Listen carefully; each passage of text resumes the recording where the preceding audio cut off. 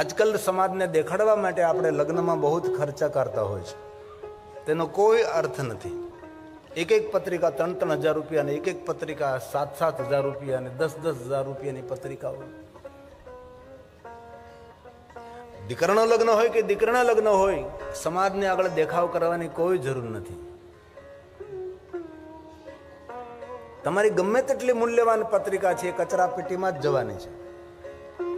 કોઈ તેને મંદિરમાં મૂકીને ધૂપ દીવો નહીં કરે. તમારી ગમે એટલી મૂલ્યવાન વિવાહની પત્રિકા છે, કોઈ તેની તિજોરીમાં મૂકીને યાદ નહીં રાખે કે આ ભાઈની બહુ 10,000ની પત્રિકા 5,000ની પત્રિકા છે તો તિજોરીમાં મૂકી દે. છે કોઈ એવો તિજોરીમાં મૂકનાર કોઈના વિવાહ પત્રિકા કચરામાં જાય છે? હમણાં જે એક વિવાહની પત્રિકા 7,000ની એક પત્રિકા, એવી પત્રિકા એ માણસે 5,000 છપાવી હતી.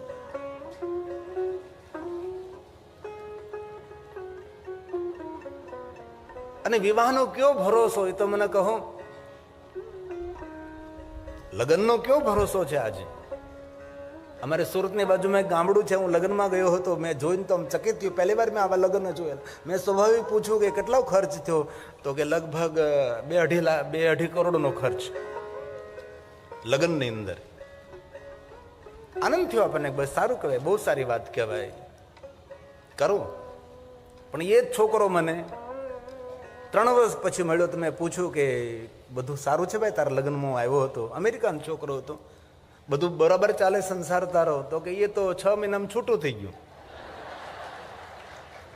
2.5 કરોડ રૂપિયા ડૂબી ગયા. આનો વીમો ન કોઈ ઉતાર દેતો હોય. શા માટે? થોડી સાદગી રાખો. જરૂર જે વ્યવહાર કરવું પડે એ કરવાનું જ, પણ દીકરીઓના લગ્નમાં જરૂર તમે 1 કરોડ રૂપિયાનો ખર્ચ કરો, 50 લાખનો ખર્ચ કરો, પરંતુ અમારું માનવું એવું છે કે 50 લાખ રૂપિયા તમારે દીકરાના લગ્નમાં તમે ખર્ચ કરવાના હો તો 25 લાખ રૂપિયામાં દીકરાના લગ્ન કરો ને 25 લાખ રૂપિયા તમારી દીકરાના નામથી ડિપોઝિટ મૂકી દો.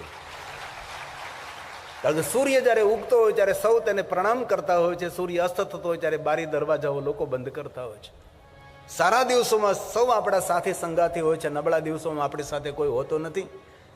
તેથી દરેક દિવસોને ધ્યાનમાં રાખીને જીવનના નિર્ણયો લેવા જોઈએ. બ્રહ્માજી નારદને કહે છે, મેં પ્રજેશ માલિક દક્ષને કહ્યું હતું, અને દક્ષ મહારાજ પુત્રની પ્રાપ્તિ માટે તપસ્યા કરવા માટે તૈયાર થાય છે. સુત પુરાણજી પ્રયાગ તીર્થમાં કહે છે કે હે મહાત્માઓ, બ્રહ્માજીની વાત સ્વીકારી પુત્રી પ્રાપ્તિ માટે કોઈ સામાન્ય પુત્રની જગત જનતા મા ભવાની એમના પુત્રી બને. વીરણીને આગળ વાતની રજૂઆત કરી છે. વીરણીએ ખૂબ ખુશી વ્યક્ત કરી, કહ્યું કે ઘણા સમયથી મારા મનમાં એક વાત હતી કે મારા આંગણે દીકરીનો જન્મ થાય, મારું આંગણું પાવન બની જાય, મારું જીવન ધન્ય બની જાય, મારું દાંપત્ય જીવન ધન્ય બની જાય. હે દક્ષ મહારાજ, ક્યાં શબ્દોમાં તમારી પ્રશંસા કરું. નગરના ડાયા અને સારા માણસોને ખબર પડી છે કે આપણા નગરનો રાજા દક્ષ પુત્રી પ્રાપ્તિ માટે તપ કરવા જાય છે. સૌ તેને મળવા માટે આવે છે. દક્ષ મહારાજને ખૂબ વધાઈ આપે છે. દક્ષ મહારાજ, સમાજને એક નવી દિશા દેખાડી રહ્યા છો, સમાજને એક નવો વિચાર તમે આપી રહ્યા છો. ધન્ય છો દક્ષ મહારાજ, પુત્રી પ્રાપ્તિ માટે આપ તપ કરવા માટે નીકળી રહ્યા છો. અમારી સૌની ખૂબ વધાઈ છે, શુભકામના આપી છે સૌ નગરવાસીઓએ. દક્ષ મહારાજ પુત્રી પ્રાપ્તિ માટે ઘનઘોર જંગલમાં તપસ્યા કરવા માટે જાય છે. મા ભવાનીનું કઠિન આરાધન કરે. શા માટે? સ્વયં ભવાની જગદંબા તેના પુત્રી બનીને તેના આંગણાને પાવન કરે. અને દક્ષ મહારાજે મા ભવાનની સુંદર સ્તુતિ કરી છે. શિવ મહાપડ ગ્રંથની અંદર માતાજીની સુંદર દિવ્ય સ્તુતિ છે, બહુ મોટી છે, બહુ વિસ્તાર પામેલી સ્તુતિ છે. દક્ષ મહારાજે માતા ભવાનીને યાદ કર્યા છે. જેટલા શિવના નામો છે એટલા શિવાનીના નામો છે. ભવ તો ભવાની, શંકર તો શંકરી, મહેશ તો મહેશાની, સનાતન તો સનાતની, ભવ તો ભવાની. એક એક નામ, જેટલા મહાદેવના નામ તેટલા જ મહાદેવીના પણ નામો છે. મહાદેવ તો મહાદેવી. સુંદર સ્તુતિ છે. કઠિન તપસ્યા કરી છે, તપના ફલ સ્વરૂપે સ્વયં ભવાની જગદંબા દક્ષના સામે પ્રગટ થાય છે. દક્ષ મહારાજને કહે છે, દક્ષ મહારાજ વરદાન માંગો. ત્યારે દક્ષ મહારાજ કહે છે, હે પ્રસિદ્ધ, હે મા ભગવતી, હું વરદાન લેવા માટે આપની પાસે આવ્યો છું. દક્ષ બોલે છે, મને વરદાન જોઈએ છે. માગો દક્ષ મહારાજ. દક્ષ મહારાજે એક વરદાન માંગ્યું છે કે હે માં, મારા પુત્રી બનીને મારા આંગણે પ્રગટ થવા, ધરાને ધન્ય કરો, મારું આંગણું પાવન કરો, મારા દાંપત્ય જીવનને ધન્ય કરો. માં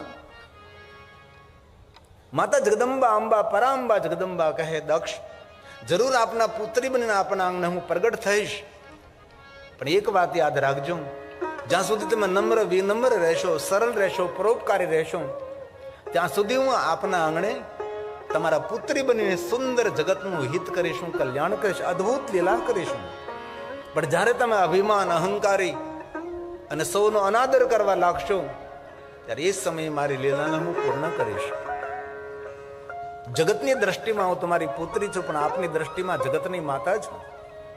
આપના આંગણે હું શક્તિ બનીને પ્રગટ થઈશ, તમારા પુત્રી બનીને હું પ્રગટ થઈશ, અદ્ભુત લીલા કરીશ, ધરાને ધન્ય કરીશ, ભક્તોનું મંગલ કરીશ ને કલ્યાણ કરીશ. પરંતુ જ્યારે તમે બીજાનો અનાદર કરવા લાગશો, અપમાન કરવા લાગશો, ઘમંડી અહંકારી બની જશો, એ સમયે મારી લીલાને હું પૂર્ણ કરીશ. ભલે માં હું પરોપકારી રહીશ, સૌનો આદર કરીશ, કોઈનો અનાદર નહીં કરું, નમ્ર રહીશ, વિનમ્ર રહીશ. માં આપ મારા આંગણે મારા પુત્રી બનીને પ્રગટ થાવ. માતા ભવાની વરદાન આપે છે દક્ષ મહારાજને. દક્ષ મહારાજ પોતાનો તપ પૂર્ણ કરી પ્રજેશનગરમાં આવે છે. નગરવાસીઓ સુંદર સ્વાગત કર્યું છે, માન સન્માન આદર આપ્યો છે. દક્ષ મહારાજ વીરણીને કહે છે, વીરણી સ્વયં જગદંબા આપણા પુત્રી બનીને આપણા આંગણે પ્રગટ થવાના છે. વીરણીને ખૂબ ખુશી વ્યક્ત થઈ. નગરમાં સૌને ખબર પડી કે સ્વયં જગદંબા અંબા પરાંબા દક્ષ મહારાજના આંગણે તેમના પુત્રી બનીને પ્રગટ થવાના છે. નગરમાં સૌને આનંદ થવા લાગ્યો. દરેક નગરવાસીઓ પોતાના આંગણામાં રંગોળી પૂરવા લાગ્યા છે, સુંદર દીપ પ્રજ્વલિત કરવા લાગ્યા છે. સાધુ સંત મહાપુરુષો ઋષિમુનિઓને ખબર પડી કે સ્વયં જગદંબા અંબા પરાંબા પ્રજેશનગરમાં પ્રગટ થવાના છે, અદ્ભુત લીલા કૃષ્ણમાં. માએ વીરણીના ગર્ભમાં નિવાસ કર્યો છે. નગરના લોકો મુહુર મુહુર પ્રશંસા કરવા લાગ્યા છે કે વીરણી કેટલી ભાગ્યવાન છે, સ્વયં જગદંબા જેના પેટ જન્મ લેવાની છે, જગત જનની માતા અંબા ભવાની એમના પુત્રી બનવાના છે. વીરણી કેટલી ભાગ્યવાન છે, જેના આંગણે સ્વયં જગદંબા તેના પુત્રી બનવાના છે. નગરના લોકો વીરણીની પ્રશંસા કરવા, મુહુર મુહુર એકબીજા મળી અને સુંદર મીઠી મીઠી વાતો કરવા લાગ્યા છે. સમય જતા શું વાર લાગે, 1 મહિનો, 2 મહિના, 3 મહિના, 4, 5, 6, 7, 8, 9 માસ પૂર્ણ થઈ ગયા છે. દક્ષ મહારાજે પોતાના નગરને સુંદર શણગાર્યું છે. દેવતાઓને ખબર પડી સ્વયં જગદંબા અંબા પ્રજેશ નગરમાં પ્રગટ થવાના છે. દેવતાઓ સૌ અંતરિક્ષમાં આવવા લાગ્યા છે, માતાના જન્મનું દર્શન કરવા માટે, જગદંબાના અવતરણનું દર્શન કરવા માટે. ઋષિમુનિઓ પ્રજેશ નગરમાં બેસીને સુંદર સુંદર મંત્રોનું ગાયન કરવા લાગ્યા છે, મા જગદંબાની સ્તુતિ કરવા લાગ્યા છે. સ્વયં જગદંબા અંબા પરાંબા દક્ષના આંગણે પુત્ર તરીકે પ્રગટ થવાના છે. આપણને સૌને મા જગદંબાનું દર્શન થશે. બ્રહ્મા નારદને કહે છે, નારદ જોત જોતામાં 9 માસ પૂર્ણ થાય છે. ગતેશુ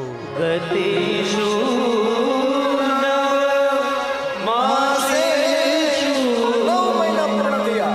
માં સ્વયં જગદંબા અંબા પરાંબા માતા વીરણીના ગર્ભમાં નિવાસ કરે છે. સુગંધ ફેલાય છે, માનું રૂપ વધ્યું, માનું તેજ વધ્યું છે, કારણ કે ગર્ભ સંસ્કાર છે. કોઈ પણ માના પેટમાં જ્યારે સંતાનો છે ને, માને ખબર પડી જાય કે મારા પેટમાં કોણ છે.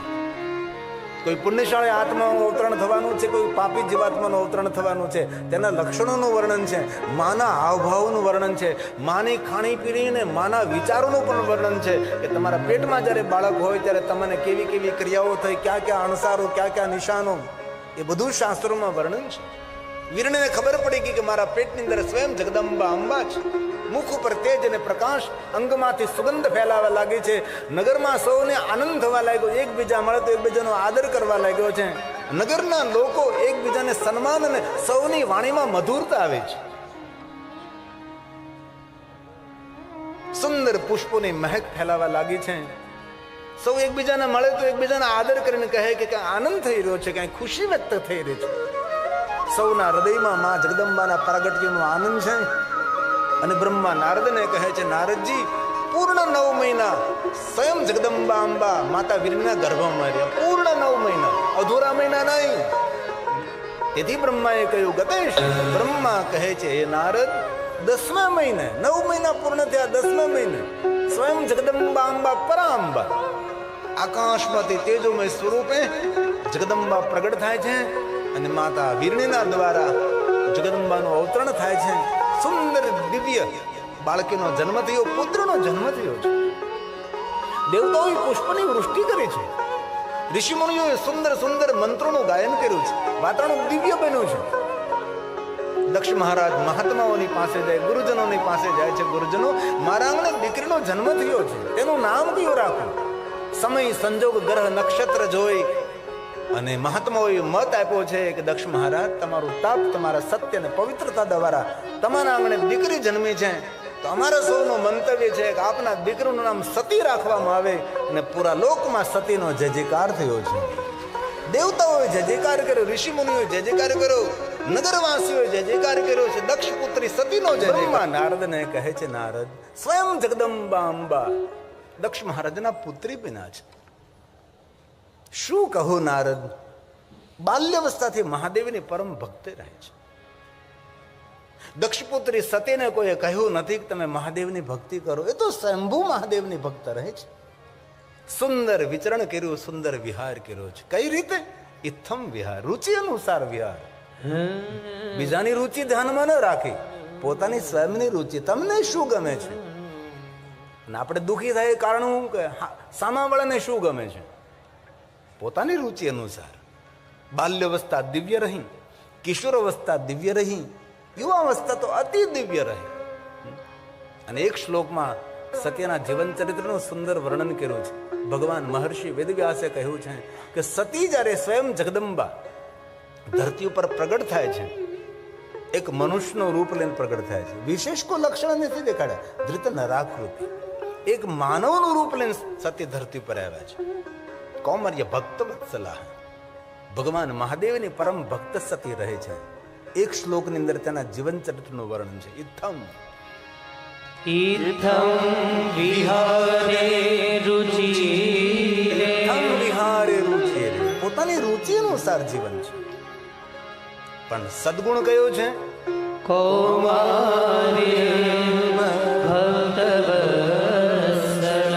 બાલ્યાવસ્થાથી મહાદેવની પરમ ભક્ત છે.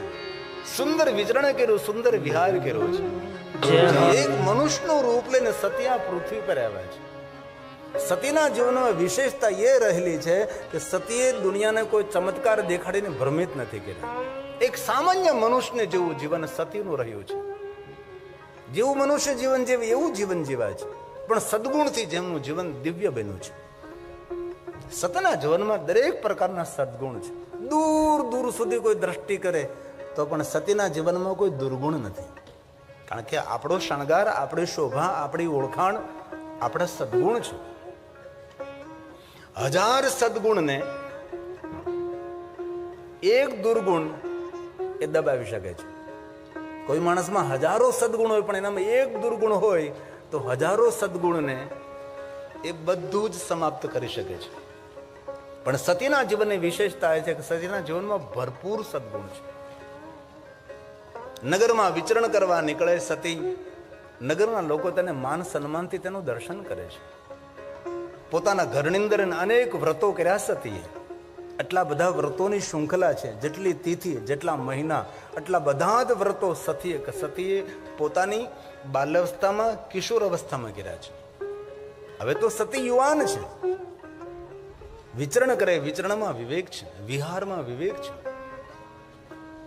સતીના આહારમાં પણ વિવેક છે. માણસે સુખી થવું હોય તો આહારમાં તો વિવેક હોવો જોઈએ. આહારમાં વિવેક આવે તો વિચારોમાં વિવેક આવે, તો વ્યવહારોમાં વિવેક આવે. અને વાણીનો વિવેક તો આપણો શિર મુકુટ છે. જે માણસોમાં વાણીમાં વિવેક નથી, એ માણસ કોઈ પણ ક્ષેત્રમાં કોઈ દિવસ સફળ થતો નથી.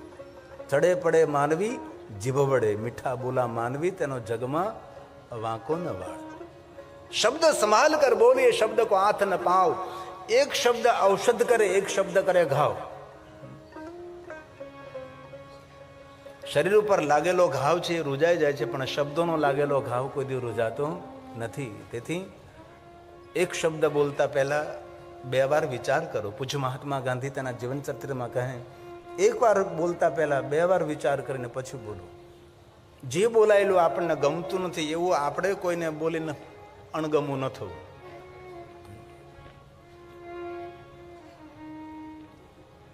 એક કઠિયારો જંગલમાં લાકડા કાપવા જાય તો સિંહ સાથે તેને મિત્રતા થઈ, તો રોજ મળે. અને એક દિવસ આ કઠિયારો કહે છે તો મારા ઘરે મહેમાન તો થા. તો પહેલા કહું, હું જંગલનો સિંહ છું, હિંસક પ્રાણી કહેવાય. અમે તમારી સાથે અમે સારા ન લાગીએ, મારેથી ગામમાં ન અવાય, તમારા ઘરે મહેમાન ન થવાય. પણ પહેલા બહુ આમ તાણ કરી એટલે કહ્યું કે ચાલ તો હું આવીશ તારા ઘરે મહેમાન થવા માટે. કઠિયારણને કહ્યું કે આપણા ઘરે મારા મિત્ર આવવાના છે ને આપણા મહેમાન થવાના છે. કઠિયારણને ખબર નહીં કે અમારા પતિ કઠિયારણ કેવો તેનો મિત્ર છે. બધી તૈયારીઓ કરી છે અને પેલો સિંહ આવ્યો ડેલીની અંદર. કઠિયારણ કહે કે અરે આ તારો મિત્ર છે, આ તો જંગલનો સિંહ છે, હિંસક છે, કોઈને જીવતા ન છોડે, આ તો હવના પ્રાણ લેનારો છે. કઠિયારણ નહીં બોલવાના શબ્દો બોલી ગઈ. સિંહ મૌન રહ્યો છે, મહેમાન ગતિ થોડી ઘણી માણી જતો રહ્યો છે. બીજે દિવસે ભેગા થયા છે ત્યારે કઠિયારો કહે છે, સિંહ આપણી મિત્રતા સાચી, પણ મારા પત્નીને થોડી બોલવાની આદત છે. મને એ ખબર પડી ગઈ કે તમને થોડું દુઃખ લાગ્યું, ખોટું લાગ્યું છે. સિંહ એક શબ્દ નથી બોલ્યો. ભાઈ એટલે જ તને ના પાડતો હતો કે અમે જંગલમાં સારા, આપણી બેની મિત્રતા સાચી, પણ આપણા ઘરે આવવાની મેં ના કહી હતી. પણ કાંઈ વાંધો નહીં, જે થયું તે થયું. પણ એક કામ કર, તું મારો મિત્ર છો ને? તો કે હા. મારી પીઠ ઉપર કુવાડી મારે. અરે પણ કેવી વાત કરે છે, તારા પીઠ ઉપર હું કેવી રીતે કુવાડી મારી શકું? અરે મારને તો તું જો મારો મિત્ર હોય તો મારું કામ કર. મિત્રતાના રોઈએ પેલા કઠિયારાએ સિંહની પીઠ ઉપર કુવાડી મારે છે. લોહી લોવાણ થયો છે. સિંહ જંગલમાં જતો રહ્યો છે, એક પણ શબ્દ બોલ્યા વગર. રોજ કઠિયારો આવે છે લાકડા કાપવા માટે. સિંહ દેખાતો નથી. અંદર દુઃખ થાય છે કે મારાથી ખોટું થયું છે. ઘણા દિવસો વીતી ગયા પછી સિંહ પાછો આવે છે અને કઠિયારો કહે છે, એલા ભાઈ તું ક્યાં ગયો હતો? રોજ હું તારી રાહ જોતો હતો, તું દેખાતો નહીં હતો. ઘણા દિવસો બાદ આવે છે. સિંહ કહે છે, તારી બધી વાત સાચી, પણ જરા એક મારું કામ કરતો. કે શું? મારી પીઠ ઉપર જે કુવાડીનો ઘા માર્યો હતો એ જરા જોઈ લેતો. પહેલે રૂવાડા આમ તેમ કરીને જોયું તો કહ્યું કઠિયારાએ કે આ મારી જે કુવાડીનો ઘા મારેલો છે એ તારે પીઠ ઉપર રૂઝાઈ ગયો છે. તો એટલું જ કહેવા માગું છું કે કુવાડીનો ઘા રૂઝાઈ જાય પણ શબ્દોનો મારેલો ઘા કોઈ દી રૂઝાતો નથી. શબ્દ સંભાલ કર બોલીએ, શબ્દ કો હાથ ન પાઉં. એક શબ્દ ઔષધ કરે, એક શબ્દ કરે ઘાવ. એ બોલતા પહેલા 1000 વાર વિચાર. ફટ ફટ ફટ બોલી ન ખાય. મનમાં મુખમાં આવે એ બોલી નાખે એ માણસોને મૂર્ખા કહ્યા છે. ઘરને સ્વર્ગ બનાવવા માટે ફર્નિચરનું ડબચર ભેગું કરવાની જરૂર નથી. આજે ઘણા લોકો પોતાના ઘરને સ્વર્ગ બનાવવા માટે એટલું ફર્નિચર કરે, એટલું ડબચર ભેગું કરે છે. ઘર ફર્નિચરથી સ્વર્ગ ન બને, ઘર સારા નેચરથી સ્વર્ગ બને, સારા સ્વભાવથી બને છે. ઘરને સ્વર્ગ બનાવવું હોય તો. અમુક લોકો બહુ કડવી વાણીના હોય છે. તેથી કથા સાંભળ્યા પછી આપણી વાણી સુધરે. કથા સાંભળ્યા પછી આપણી વાણી મધ જેવી મધુર બને. એક જૈન લોકોનું પુસ્તક છે, ઝેર જ્યારે નીતરી જાય ત્યારે. બહુ સુંદર છે, બધી ભાષાઓમાં મળે છે. ઝેર જ્યારે નીતરી જાય ત્યારે. બહુ સુંદર પુસ્તક છે. પારિવારિક દ્રષ્ટાંત તેની અંદર છે. માણસ પુસ્તક પ્રેમી હોવો જોઈએ, વાંચનનો શોખ હોવો જોઈએ. થોડું ઘણું વાંચો, સારા પુસ્તકોને સાથ રાખો. એમાં એક વિધવા માં હોય છે અને દીકરો ડોક્ટર છે. દીકરાનું નામ રાજુ છે અને તેની પત્નીનું નામ છે રમા. રમા થોડીક વધારે ભણેલી છે, પણ રાજુ પોતાની માને ખૂબ આદર આપે છે. કારણ કે રાજુએ જોયું છે, ડોક્ટર રાજુએ, કે મને કઈ રીતે ડોક્ટર બનાવ્યો છે, કઈ રીતે મારા માતા પિતાએ દુઃખ વેઠ્યા છે, એ બધું રાજુ જાણે છે. અને ભણતો થો અને પિતાની છત્રછાયા જતી રહી. બાપે ઘણું બધું કમાણું, બાપે ઘણું બધું દીકરા માટે કર્યું, પણ જીવનનો શું ભરોસો ક્યારે જીવન પૂર્ણ થાય? માને ખૂબ આદર આપે, માને ખૂબ પ્રેમ કરે છે ડોક્ટર રાજુ. માં સંસ્કારી છે, ધ્યાન દીજીએ. પણ રમા બોલીની બહુ કડવી છે, બેહદ કડવી છે. ડોક્ટર રાજુ હોસ્પિટલે જાય પ્રેક્ટિસ કરવા માટે, આમ રાજુ ગયો નથી કે આમ એને ઉપાડો લીધો નથી. આટલા કડવા કડવા શબ્દો, એટલા કડવા શબ્દો તેની સાસુને સંભળાવે અને પારવરિક દ્રષ્ટાંતિ કહેવાય છે. આ બાતે સહન ન થાય. રોજ સહન કરે, રોજ સહન કરે છે. રાજુ હોસ્પિટલ આવે એટલે પેલો બાને મળે, પગે લાગે, બાજુમાં બેસે, બા તમે ઠીક છો, તમે સારા છો ને, તમને કઈ તકલીફ નથી ને? પણ કોઈ દિવસ ફરિયાદ ન કરે. માં જાણતી હતી હું ફરિયાદ કરું મારા દીકરાને તો પતિ પત્ની વચ્ચે તિરાડ પડે, તેનું દાંપત્ય જીવન તૂટી જાય, તેનો સંસાર ખોરવાઈ જાય. અને જેટલું હું જીવી એટલું ક્યાં મારે જીવવું છે? મારે શા માટે એના પરિવારની અંદર વિક્ષેપ કરવો જોઈએ? રોજ રાજો અધિકારપૂર્વક પૂછે માને, હાથ પકડીને પૂછે છે, છતાં પણ માએ કોઈ દિવસ ફરિયાદ કરી નથી. અને તમારા ઘરમાં સંપ, સંગઠન ને શાંતિ હોય ને તો એટલું યાદ રાખજો કે તમારા ઘરનો કોઈ ને કોઈ એક સભ્ય સહન કરે છે અને ખૂણામાં બેસીને રડી લે છે. તેથી તમારું ઘર સંગઠિત છે, તમારા ઘરમાં સુખ શાંતિ છે. જે ઘરનો એક વ્યક્તિ પણ સહન ન કરતો હોય એ ઘરમાં કોઈ દી શાંતિ ન હોય. અને અત્યારે વર્તમાન યુગની અંદર મને ખબર છે ત્યાં સુધી તમે જેટલા ગામને જોયા એટલા મેં દેશ જોયા છે, દુનિયા ફરીએ છીએ અમે લોકો. આજે વર્તમાન યુગની અંદર ઝૂંપડા નથી રોતા, આજે વર્તમાન યુગની અંદર બંગલાઓ રડે છે. આજે વર્તમાન યુગની અંદર ઝૂંપડાઓ નથી રડતા. ઝૂંપડામાં તો કિલોલ છે, ભલે 2 કિલો અનાજ લાવીને ખાય છે, ઘસઘસાટ ઊંઘે છે, મસ્તી કરે છે, આનંદ કરે છે, ભલે સાયકલ ઉપર ફરે છે. ઝૂંપડાઓ વર્તમાન યુગની અંદર નથી રડતા, આજે વર્તમાન યુગમાં બંગલાઓ રડે છે. ઝૂંપડામાં કોઈ રડતું હોય તો બહાર અવાજ પણ જઈ શકે છે, બંગલામાં કોઈ રડતું હોય તો તેનો અવાજ પણ બહાર જઈ શકતો નથી, કારણ કે સાઉન્ડ પ્રૂફ કાચ લાગેલા છે, તેનો અવાજ પણ બહાર જઈ શકતો નથી. આ બંગલાની સ્થિતિઓ છે આજની સમય.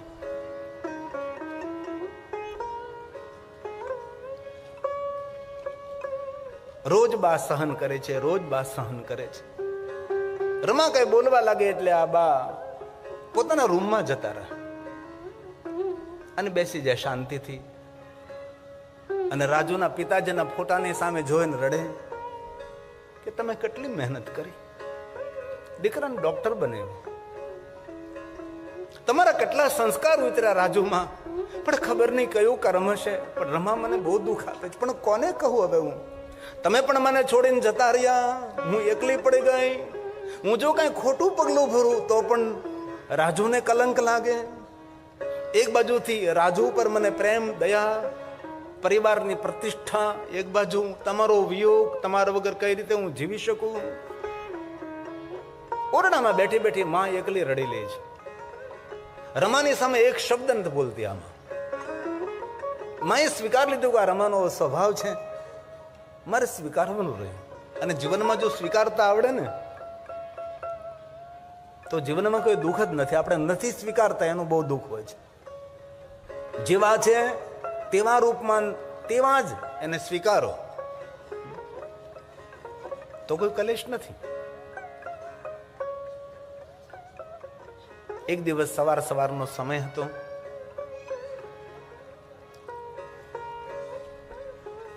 અને માં બહાર ઊભી છે, ઘરની બહાર. રાજુ તો જતો રહ્યો ડોક્ટર હોસ્પિટલે, માને પગે લાગી પ્રણામ કરીને. રોજનો ક્રમ હતો તેનો. રમા ઘરમાં કઈ કામ કરે છે. બા ડેલીએ ઉભા છે, આંખ ઉપર નેજો માગીને આમ જોવે છે બા કાંઈ. તો અંદરથી રમા બોલી, બા શું જોવો છો? તો બાઈ એવડે સ્વાભાવિક એમ કહ્યું કે બેટા આજ કોઈ આપણા મોહલ્લામાં ગુજરી ગયો છે, કોઈ મરી ગયો છે. રમા બોલી, તમારે ક્યારે મરવું છે? બાને બહુ દુઃખ લાગ્યું છે. માં મૌન રહે છે. ધીમેકથી બોલી, મૃત્યુ મારા હાથમાં થોડું છે બેટા, જ્યારે તો ભગવાન તેડાવે ત્યારે જરૂર મારું મૃત્યુ થશે. ના ના ભાઈ, એવું કઈ ભગવાન ન તેડાવે, તમે ધારો ને તો અત્યારે તમે મરી શકો છો. આવી કરડી બોલીની, કડવી બોલીની પુત્ર વધુ. અને એક વાત યાદ રાખજો, જે બોલીએ છે ને આપણા માટે સંભવ બની શકે છે. ભગવાન સ્વયં શિવજીએ કહ્યું દક્ષ મહારાજને, દક્ષ મહારાજ જે કાંઈ બોલો ને તમારાથી પ્રારંભ થશે. જે કાંઈ વર્તાવ કરો, જે કાંઈ વર્તન કરો તો આપણાથી પ્રારંભ થશે. આ બ્રહ્માંડનો પ્રારંભ ઉપરથી આકાશમાંથી પાતાળમાંથી કઈ નથી થતો. જે કાંઈ બોલો છો એ આપથી પ્રારંભ થશે. તેથી એવો વર્તાવ કે એવું વર્તન ન કરવું કે આપણા વર્તનથી, આપણા વર્તાવથી બીજા કોઈને દુઃખ થાય.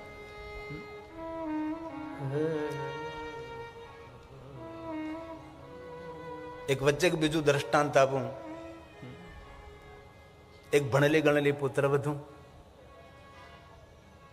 રવિવાર હતો એટલે આજ ઘરે છે. ધ્રુત તો નોકરી કરવા જતી હતી એટલે ઘરે ન હોય. વિધવા સાસુ છે, ઘર સંભાળે છે, રસોઈ બનાવે છે, તેનું ટિફિન તૈયાર કરી દે છે, બધું જ સેવા કરે છે, ઘર પૂરેપૂરું સંભાળે છે આ વૃદ્ધ બા.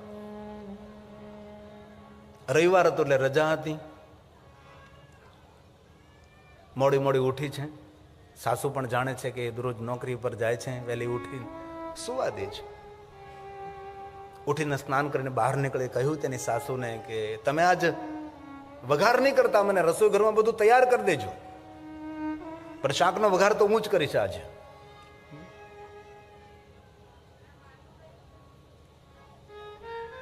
એમાં વળી બા બહાર કાંઈ જોતા હશે તો પૂછવું પેલી એ પુત્ર વધુએ કે બા શું જોવો છો? તો બાએ કહ્યું, સ્વાભાવિક વાત કરી કે ભાઈ કોઈ ગુજરી ગયું એટલે તને હું જોઉં છું, કોઈ મરી ગયું છે. એ પુત્ર વધુએ પણ કહ્યું કે તમારે ક્યારે મરવું છે? અને વૃદ્ધ લોકોને મરવાનું નહીં કહેવાનું, તેને બહુ દુઃખ લાગે. ત્યારે પેલી સાસુએ કહ્યું કે બેટા એ તો જયારે ભગવાનનો તેડો આવે ત્યારે જઈ શકાય છે. હવે બા બધું રસોડામાં તૈયાર કરે છે. આ પુત્ર બધું બોલે કે તમારે ક્યારે મરવું છે? તૈયાર થઈ અને રસોડામાં આવે છે. બાએ બધું તૈયાર કરી રાખ્યું હતું, ફક્ત શાક વઘારવાનું બાકી હતું. લે બેટા, બધું મેં તૈયાર કરી નાખ્યું છે, રવિવાર છે ને, તું તારા હાથથી શાક વઘાર. આજ રોજ તો હું તને બનાવી દઉં છું, આજ તું બનાવ. બા બાજુમાં ઊભા છે, સાસુમાં. પેલી પુત્ર વધુ કહે છે, મારી બાજુમાં તમે ઉભા મન ન ગમે, તમે બહાર જતા રહ્યો, મને ના ભાવે રસો બનાવી, મારી બાજુમાં કોઈ ઉભો હોય ત્યાં, જાઓ તમે બહાર. આમ પેલી સાસુ નિસાસો નાખીને બહાર જતી રહી. સાસુ બહાર ગઈ અને ગેસ શરૂ કર્યો. ખબર નહીં કઈ ઘટના બની, ગેસનો બાટલો ફાટ્યો અને પુત્ર વધુ ત્યાં ત્યાં બળીને ભસ્મ થઈ. આપણો બોલાયેલો શબ્દ આપણા માટે ક્યારેક ક્યારેક દુઃખ આપે છે. તેથી બોલતા પહેલા 1000 વાર વિચાર કરો, હું શું બોલી રહ્યો છું, કોના માટે બોલી રહ્યો છું.